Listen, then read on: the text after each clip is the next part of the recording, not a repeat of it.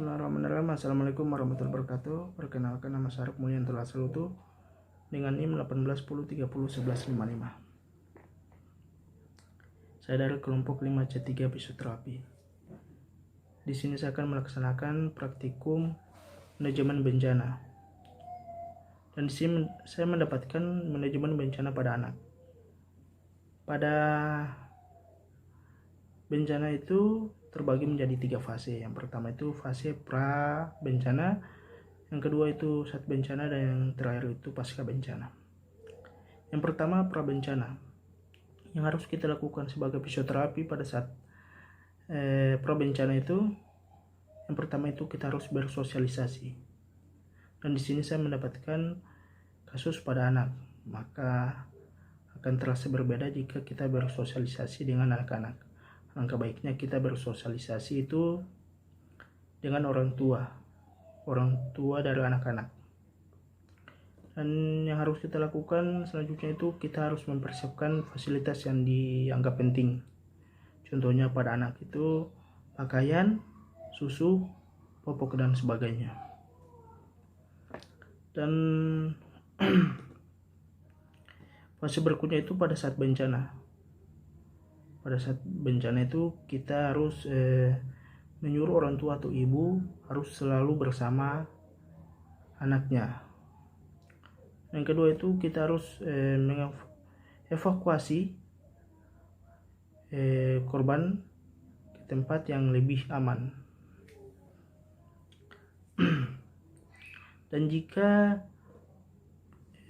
pada saat kondisi yang tidak memungkinkan, contohnya pada korban ada di dalam rumah dan kita tidak bisa menolong, maka yang harus kita lakukan itu adalah memberikan arahan seperti contohnya di situ pada saat itu terjadi gempa, maka kita memberikan arahan agar berlindung di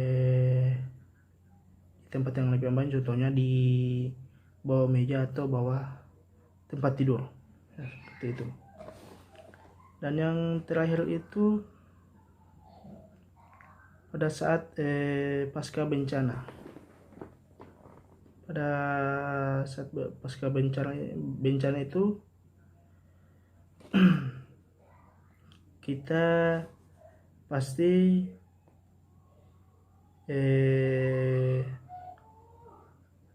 korban-korban itu akan korban bencana itu akan kembali ke rumahnya atau tempat tinggalnya. Maka kita harus menyuruh korban itu tidak balik dulu, dikarenakan takutnya akan terjadi gempa susulan atau bencana susulan seperti itu. Tetapi anak-anak pasti tidak akan memikirkan hal seperti itu. Maka yang harus kita ingatkan itu orang tuanya agar selalu bersama anak tersebut. Dan pada saat pasca bencana itu pasti ada juga yang merasa bosan jika sudah di tempat evakuasi. Maka yang harus kita lakukan itu melakukan kegiatan yang tidak membosankan, agar bisa menghibur. Contohnya pada anak kita harus menghibur agar mereka tidak merasa bosan. Dan pada saat di tempat evakuasi juga kan pasti banyak sekali masyarakat atau korban-korban. Maka pasti kita harus menyuruh agar tetap melakukan kebersihan lingkungan maupun diri, contohnya mencuci tangan atau sebagainya.